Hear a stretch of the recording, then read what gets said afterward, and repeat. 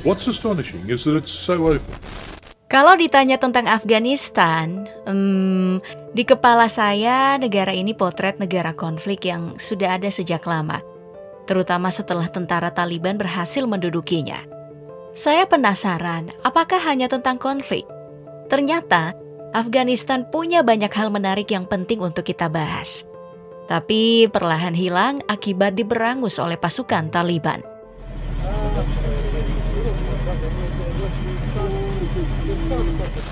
Sekitar tanggal 21 Maret, penduduk asli Afghanistan yang terdiri dari 4 suku, Pato, Tajik, Hazara, Uzbek, merayakan tahun barunya sendiri yang disebut dengan Nowruz. Ini adalah tahun baru Persia yang menandakan hari pertama musim semi. Negara-negara yang pengaruh budaya Persianya masih kuat juga merayakan tahun baru ini. Mereka biasanya menggelar festival dan menjadi hari libur nasional. Hanya saja di Afghanistan, sejak Taliban berkuasa, tahun baru Nowruz bukan lagi hari libur nasional. Warga memang diizinkan merayakan tahun baru tersebut, tapi secara pribadi. Semua pekerja wajib masuk, para pelajar wajib sekolah. Menurut Taliban, Nowruz tidak sesuai dengan hukum Islam.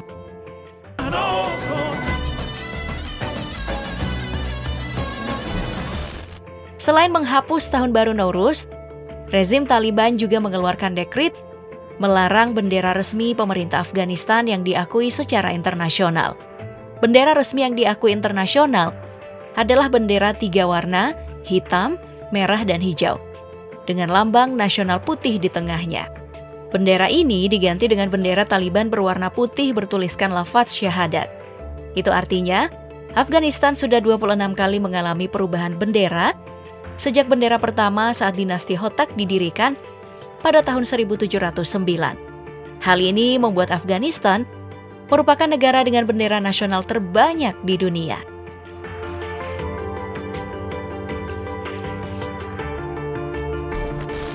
Oke, ini mungkin jadi pertanyaan besar.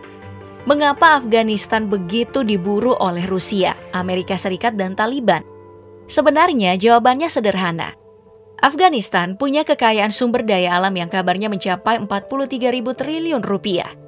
Secara historis, Afghanistan memiliki kekayaan lapis lazuli yang sangat besar. Kemudian batu semi mulia yang berwarna biru tua. Batu ini ditambang di Provinsi Badakhshan Utara selama ribuan tahun. Selain lapis lazuli, rubi, dan zamrud juga banyak di provinsi ini. Batu lapis lazuli ini digunakan untuk menghiasi makam Raja Mesir Tutankhamun. Hanya saja, sebagian besar batu pertama yang ditambang di negeri ini dijual secara ilegal. You're looking at how much material you're going to get and how much waste you're going to get on this. Selain batu mulia, pertanian opium, bahan baku pembuatan heroin, dan obat bius juga adalah sumber utama dari Afghanistan, sekaligus menjadi yang terbesar di dunia. Lebih dari 85% produksi opium global berasal dari Afghanistan, dan ini sudah berlangsung selama 30 tahun. Taliban memang selalu menggembar-gemborkan produksi opium kembali menjadi nol dan melarang pertanian opium popi di wilayah-wilayah yang mereka kuasai. Tapi faktanya, Taliban dapat pemasukan lewat pemungutan pajak atas tanaman ini secara tidak langsung. Pajak dipungut dari petani sebesar 10%. Pajak juga dipungut dari pedagang.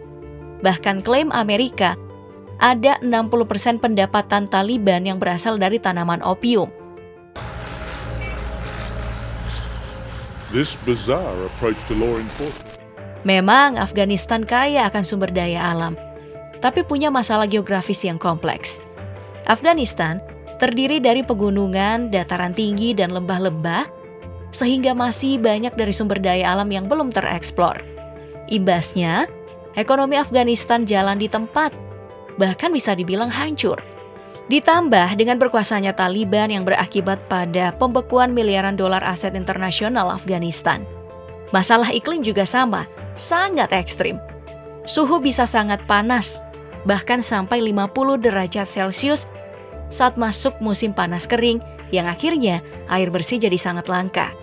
Sama saat masuk musim dingin, suhu menjadi sangat dingin hingga 25 derajat Celcius.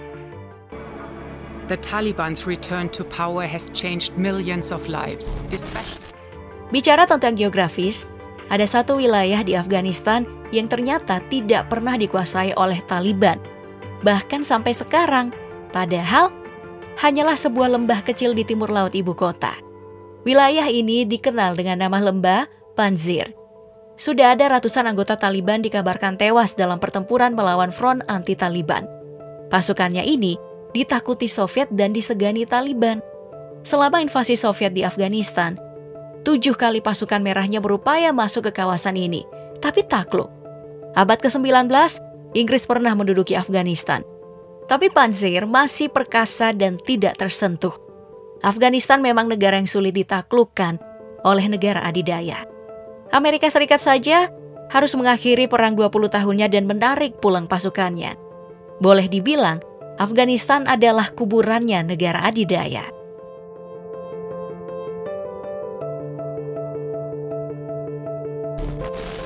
Masalah keamanan memang adalah masalah yang pelik di Afghanistan. Padahal dulu negara ini adalah negara yang damai. Manusia sudah menetap di Afghanistan sejak zaman Batu Tua. Sepanjang abad, negara ini telah menjadi tempat tinggal untuk banyak orang dan meninggalkan banyak peninggalan. Salah satunya adalah lukisan cat minyak tertua. Lokasinya berada di Bamiyan. Ilmuwan menemukan lukisan di dinding goa dan memperkirakan berasal dari abad ke-7 Masehi. Artinya, peradaban orang Bamiyan lebih maju dibandingkan Eropa karena baru menambahkan minyak untuk melukis pada abad ke-13.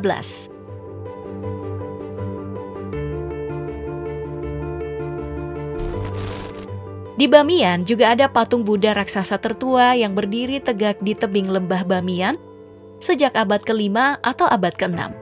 Sayangnya, patung Buddha ini sudah hancur pada tahun 2001, diledakkan oleh pasukan Taliban. Oke, ini pun menjadi pertanyaan besar. Mengapa ada patung Buddha raksasa dibangun di sini? Padahal Afghanistan adalah negara yang 99,7%-nya menganut agama Islam. Kekristenan di Afghanistan saja secara resmi tidak diakui keberadaannya. Warganya juga secara hukum tidak diizinkan untuk masuk agama Kristen. Jadi, sulit menemukan jejak Kristen di sini.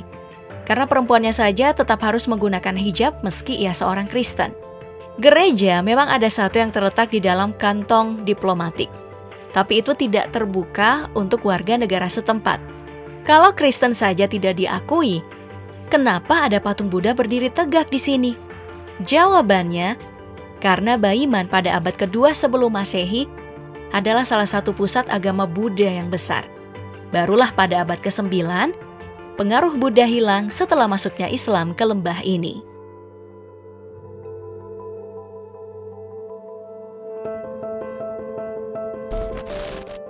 Baik, ada satu fakta menarik lagi dari Afghanistan.